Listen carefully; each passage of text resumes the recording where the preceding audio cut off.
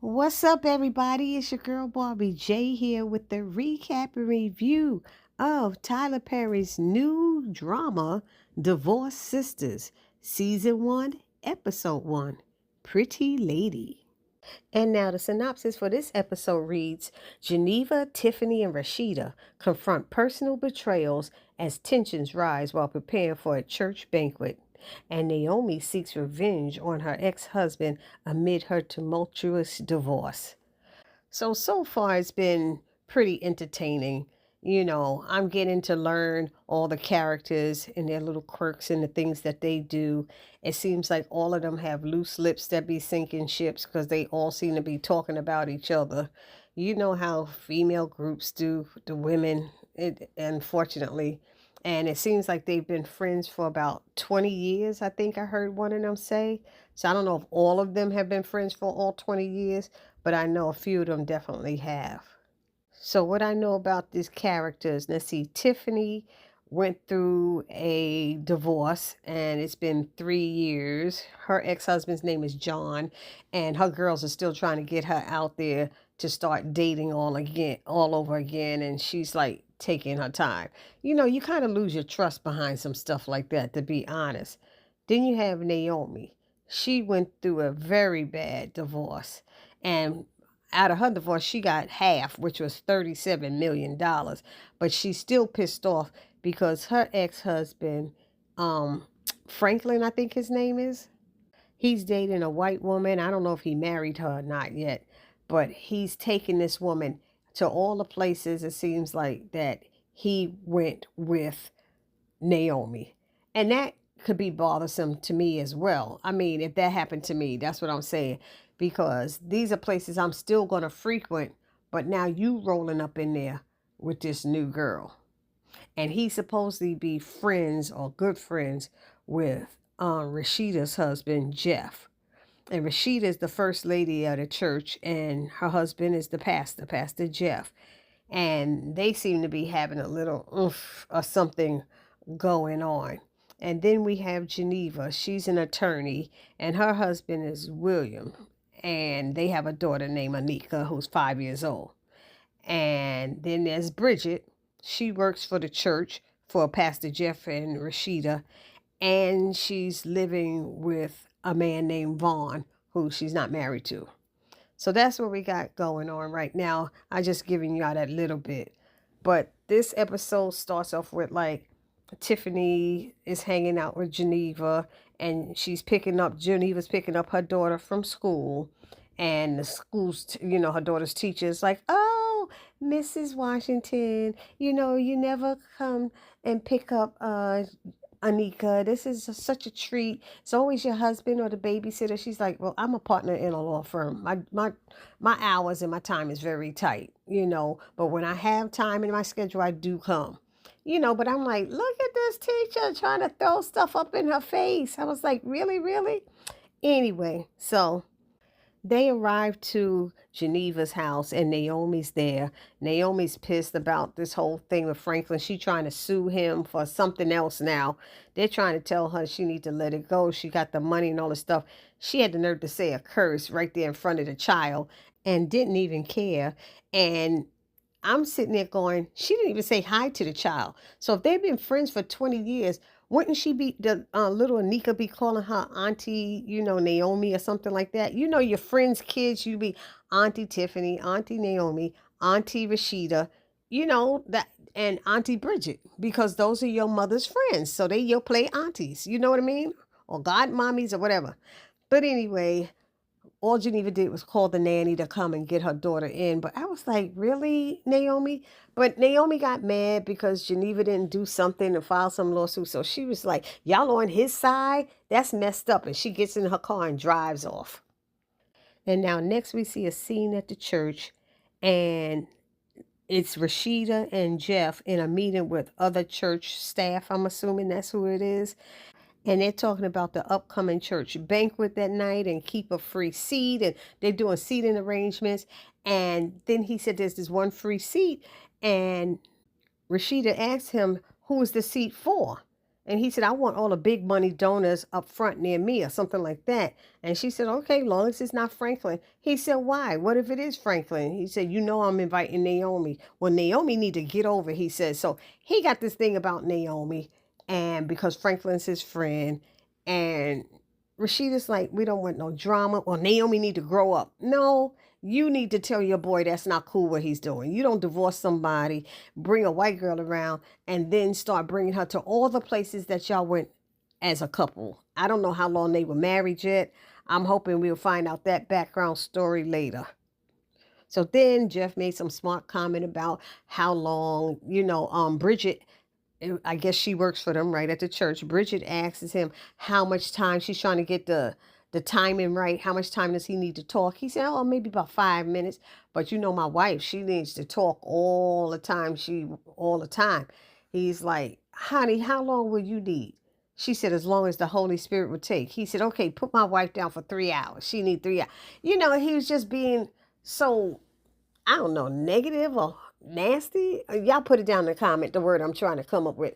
But anyway, and then his driver said, we got to leave to make it to some city council meeting. So they bounce, and before they could leave, she calls, Rashida goes after him and said, Jeff, can I talk to you? And she wanted to talk in private, and she's telling the driver to leave. He looking at her, and then he looks at Jeff, and Jeff said, go. And she said, this fool don't even listen to me. She's like, he won't even listen to me. That is so rude that the driver think he don't have to listen to the first lady. You know what I mean? So she asked her husband not to undermine her in front of the other staff. And he was like, that's not what I was doing. She said, well, it feels that way. He said, can we talk about this later? I don't want to be late to the meeting or whatever. So he bounces, and she goes back in her office, and she's upset and stuff. And Bridget comes in there and tries to talk to her. And then Bridget got her girls on the phone, and they're trying to talk to her. It's like she's telling her business when she doesn't want her business told at that moment. You know what I mean? Then, back at Geneva's house, Tiffany's still there, and you see Anika playing with two dolls, and she goes, damn, you fine. And they like, what did you just say? She said, damn, you fine. And her mother's like, you don't say that. That is not very nice for a little girl to say. And so I would have been up there, girl, I don't know all this talking. Where you get that mess from or whatever. But then she said, then tell daddy not to say that to the pretty lady. He said, daddy said that to the pretty lady. So here's Geneva. She starts asking little Anika all these questions and stuff. And Tiffany has to stop her and say, stop lawyering. They're going to 5-year-old. Asking her all these questions. And so the nanny comes in to feed Anika, and she's like, no, I have a question. And Tiffany said, no, take her. Say, I think the nanny's name is Sarah or something like that. She said, no, take her, go ahead and feed her. And then she gets in, Geneva's behind and lets her know that sometimes she goes off the deep end. And she's like, no, I don't. She said, yes, you do. And she said, the only difference between you and Naomi is that you do it with class. Then she gets up to leave because she has a nail appointment, and Bridget is going to meet her at the nail salon. And so Geneva asks her to promise not to tell the girls. And she said, I promise, pinky swear. And she said, seriously? She said, I won't tell them. But of course, she went right to the damn nail salon and told her, because Bridget was telling stuff about Pastor Jeff and Rashida. And Tiffany is telling business about Geneva and William. But did any of y'all check out the nail salon when their feet are in the water? Supposed to be in the water. Tiffany got on these long peach colored or orange colored pants, and they are all the way in the tub where she's supposed to be getting her pedicure. I'm sorry. Don't we have to roll our pants up, ladies? Just another Tyler Perry joint. Like when they go to the hair salon and they getting a dry washed hair, not even wet. So her feet wasn't even wet because her pants are all the way in the bowl for the pedicure. So it made no sense. I was cracking up. Anywho, now we're over at Naomi's house. Naomi them called in a man to, I guess, take care of her needs. Male escort. I don't know. I'm trying to say something nice than a hoe, But she called over a man to give her what she's longing for, I guess. And come to find out, it's the guy that plays Doc from All the Queen's Men. And I tell you, I like Doc. If I had to get with one of those guys from All the Queen Men, Doc would be one of them. Doc would probably be the first one I would ever try to get with because he just so smooth with it. And so he comes in the house and he's talking to her and he's asking all questions about the house and everything. And she's getting annoyed by it. Look, what you worried about? Why you concerned? You know, she real nasty, funky attitude. She got real stink attitude. Not a nice person at all. That's why they so concerned about her, Naomi, showing up to the banquet when her husband comes in with her ex-husband coming with this white woman or something, because they said she gonna go off and be ghetto and go crazy. And that banquet, church banquet, will be over. Okay. And there ain't even gonna be no liquor at the banquet, but it's gonna be on and popping up in there if she show up and see Franklin come with his new white girlfriend. So anyway, back to Naomi and the male escort. I'ma keep calling him Doc since that's what his name is on All the Queen's Men. And so he makes a comment that he didn't think a woman could get a house like this on her own, that a man would have had to help her or something like that. So she gets mad and tries to throw him out. And he tells her he not going nowhere because she hired him to do a job. And so she was like, I ain't hired you yet. He said, the minute I step foot in this house, you hired me. So he said, I will get paid. And so he told her, and if I don't like the way you treat me, you gonna owe me double or something like that. Like you, whatever it is, it was something like that. But anyway, they end up getting it on, and then later on, she's in the bed telling him he needs to go. She was done. She was choking him. They had all that stuff, you know, the chains and the things around the neck and stuff. You know, that type of bondage sex, BDSM or whatever it's called. So she threw the money at him and she got on her laptop and started trying to get into some type of website because she wanted to see some information about the white girlfriend.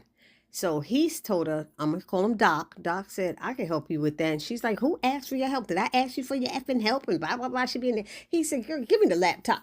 He just started helping her because she was being rude to my, he stank. He need to get out, take a shower. And he was like, she a piece of work. But he said, let me use one of my accounts to get you in. He said, oh, she a white girl? Oh, she definitely gonna let me in. And sure enough, once he put his account in, that white girl saw him and let him in. And she was able to, Naomi was able to see stuff about the woman. And so then she was trying to get Doc to leave, and Doc wasn't leaving, and she pulls out a gun on him. And he was like, looked at her like, girl, please. He grabbed the gun, not out of her hand, but in her hand, and licked the barrel and said she the type of woman that he liked and that she could call him whenever she need him if she want to get into some trouble. And she was like, who said you could help me? You ain't nothing but a mail order hoe and all of this stuff and everything. He's like, you know what? Whatever. He said, you'll be calling me because you like looking at me anyway. And so he left. Now back to Geneva, who's playing detective because she is an attorney.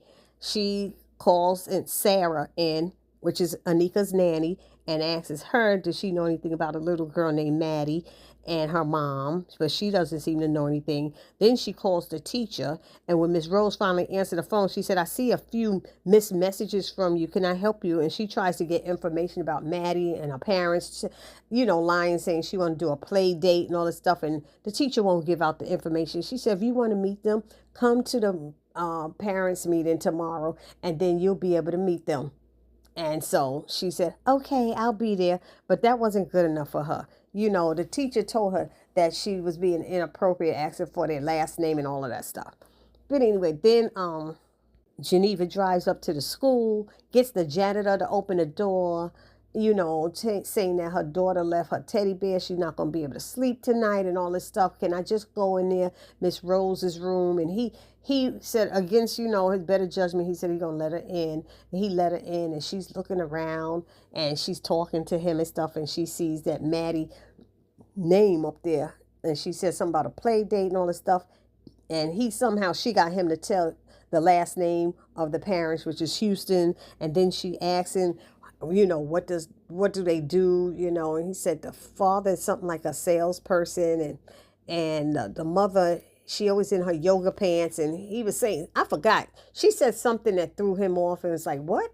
But then he said he remembered that the mother said her company is called Agoy, which is yoga backwards. So he said, "Are you going to look for that teddy bear?" She said, "You know what? I think I might have left it in the other car." She said, so he said, "Okay." And she said, "Bye." But that's how she got that information. She got the last name and she got where they work or something like that. Then the last scene that we have is Rashida. She's counseling a young 19-year-old woman, and she starts talking about a story in the Bible about the woman at the well and about sin and stuff. And she asks Rashida about if she ever sinned. And Rashida said yes. And she says, "Oh, because it seemed like you have everything together. You seem so perfect." And Rashida tells her no one is perfect. And then the young lady asks, will Rashida forgive her? And Rashida asks her, "Have you done something against me?" And she says, "Yeah, that she's been having sex with her husband." And it went off just like that. And I was like, "Oh, no, she didn't. What is going on here?" So y'all let me know what y'all thought about this episode. That's how everything went down. I thought it was a pretty good episode. It's getting more and more interesting, but it's been entertaining, and I hope y'all feel the same way. Let me know down in the comment section what you think. Please do not forget to subscribe, like, comment, and share to my channel, and I will see you all in the next video. It's your girl Barbie J saying peace.